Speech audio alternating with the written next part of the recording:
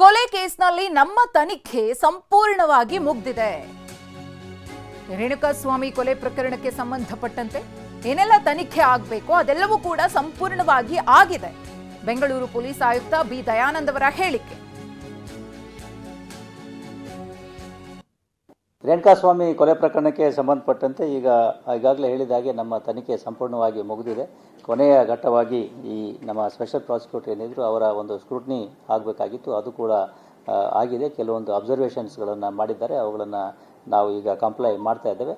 ಅದಾದ ನಂತರದಲ್ಲಿ ನಾವು ತ್ವರಿತವಾಗಿ ಅಂದರೆ ಇನ್ನೂ ಬಹುಶಃ 1 ಅಥವಾ 2 ದಿವಸಗಳಲ್ಲಿ ನಾವು ನ್ಯಾಯಾಲಯಕ್ಕೆ ಅಂತಿಮ ವರದಿಯನ್ನು ಸಲ್ಲಿಸ್ತೇವೆ. ಅಲ್ಲ, ಚಾರ್ಜ್ ಶೀಟ್ ಆಲ್ಮೋಸ್ಟ್ ಎಲ್ಲ ಅಂಶಗಳನ್ನು ಒಳಗೊಂಡಿದೆ. ಬಟ್ 173(8) ಈಗ BNS ಅಲ್ಲಿ ಬೇರೆ ಯಾವುದೋ ಸೆಕ್ಷನ್ ಬರುತ್ತೆ, ಅದರಲ್ಲಿ ನಾವು ತನಿಖೆಯನ್ನು ಇಟ್ಕೊಂಡಿರ್ತೇವೆ. FSL ನಿಂದ ಬೆಂಗಳೂರು ಇದು ಏನು ನಮ್ಮ ವಿಧಿವಿಜ್ಞಾನ ಪ್ರಯೋಗಾಲಯ ಏನಿದೆ ಅದರಿಂದ ಎಲ್ಲ ವರದಿಗಳು ಬಂದಿದ್ದಾವೆ. ಜೊತೆಗೆ ಅದಕ್ಕೆ ಬೇಕಾಗಿರ್ತಕ್ಕಂಥ ಪೂರಕ ಪ್ರಶ್ನೆಗಳು ಕೂಡ ಉತ್ತರಗಳು ಬಂದಿದ್ದಾವೆ. ಹಾಗೆ ಈ ನಮ್ಮ ಹೈದರಾಬಾದ್ CFSL ನಿಂದ ನಮಗೆ ಕೆಲವೊಂದು ವರದಿಗಳು ಬರಬೇಕಾಗಿತ್ತು, ಕೆಲವನ್ನು ಕೊಟ್ಟಿದ್ದಾರೆ, ಇನ್ನು ಕೆಲವು ಬಾಕಿ ಇದ್ದಾವೆ. ಆದರೂ ಕೂಡ ನಾವು ಅದರ ತನಿಖೆಯನ್ನು ಬಾಕಿ ಇಟ್ಟು ಮುಂದುವರಿತಾ ಇದ್ದೇವೆ.